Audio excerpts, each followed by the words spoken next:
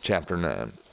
And Elisha the prophet called one of the children of the prophets, and said unto him, Gird up thy loins, and take this box of oil in thine hand, and go to Ramoth Gilead. And when thou comest thither, look out there Jehu the son of Jehoshaphat, the son of Nimshi, and go in and make him arise up from among his brethren, and carry him to an inner chamber. Then take the box of oil, and pour it on his head, and say, Thus saith the Lord, I have anointed thee king over Israel. Then open the door and flee, and tarry not. So the young man, even the young man the prophet, went to Ramoth Gilead. And when he came, behold, the captains of the host were sitting. And he said, I have an errand to thee, O captain. And Jehu said, Unto which of all us? And he said, To thee, O captain. And he arose and went into the house, and he poured the oil on his head, and said unto him, Thus saith the Lord God of Israel, I have anointed thee king over the people of the Lord, even over Israel. And thou shalt smite the house of Ahab thy master, that I may avenge the blood of my servants the prophets, and the blood of all the servants of the Lord at the hand of Jezebel. For the whole house of Ahab shall perish, and I will cut off from Ahab him that pisseth against the wall, and him that is shut up and left in Israel. And I will make the house of Ahab like the house of Jeroboam the son of Nebat, and like the house of Baasha the son of Ahijah. And the dogs shall eat Jezebel in the portion of Jezreel, and there shall be none to bury her. And he opened the door and fled.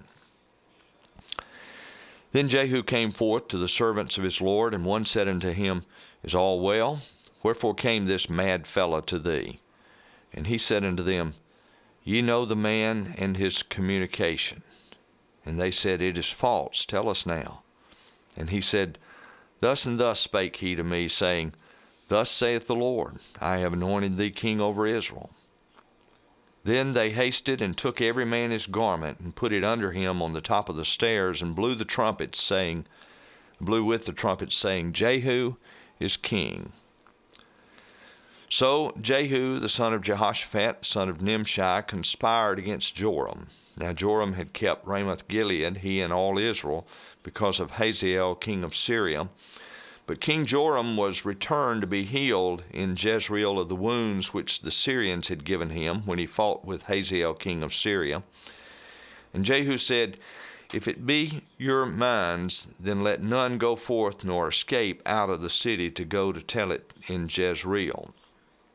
So Jehu rode in a chariot and went to Jezreel, for Joram lay there. And Ahaziah king of Judah was come down to see Joram. And there stood a watchman on the tower in Jezreel, and he spied the company of Jehu as he came, and said, I see a company. And Joram said, Take an horseman, and send to meet them, and let him say, Is it peace? So there went one on horseback to meet him, and said, Thus saith the king, Is it peace? And Jehu said, What hast thou to do with peace? Turn thee behind me. And the watchman told him, saying, The messenger came to them, but he cometh not again. Then he sent out a second on horseback, which came to them, and said, Thus saith the king, Is it peace? And Jehu answered, What hast thou to do with peace? Turn thee behind me. And the watchman told, saying, He came even unto them, and cometh not again. And the driving is like the driving of Jehu the son of Nimshi, for he driveth furiously. And Joram said, Make ready. And his chariot was made ready, and Joram king of Israel and Ahaziah king of Judah went out, each in his chariot, and they went out against Jehu, and met him in the portion of Naboth the Jezreelite. And it came to pass, when Joram saw Jehu, that he said, Is it peace, Jehu? And he answered, What peace, so long as the whoredoms of thy mother Jezebel and her witchcrafts are so many? And Joram turned his hands and fled, and said to Ahaziah, There's treachery, O Ahaziah. And Jehu drew a bow with his full strength, and smote Jehoram between his arms, and the arrow went out at his heart, and he sunk down in his chariot. Then said Jehu to Bidkar, his captain, Take up and cast him in the portion of the field of Naboth the Jezreelite. For remember how that when I and thou rode together after Ahab his father, the Lord laid this burden upon him. Surely I have seen yesterday the blood of Naboth, and the blood of his son, saith the Lord, and I will requite thee in his plat, saith the Lord. Now therefore take and cast him into the plat of ground, according to the word of the Lord. But when Ahaziah the king of Judah saw this, he fled by the way of the garden house, and Jehu followed after him and said, Smite him also in the chariot. And they did so at the going up to Gur, which is by Ibleam. And he fled to Megiddo, and died there. And his servants carried him in a chariot to Jerusalem, and buried him in his sepulchre with his fathers in the city of David. And in the 11th year of Joram the son of Ahab began Ahaziah to reign over Judah. And when Jehu was come to Jezreel, Jezebel heard of it. And she painted her face and teared her hair and looked out at a window.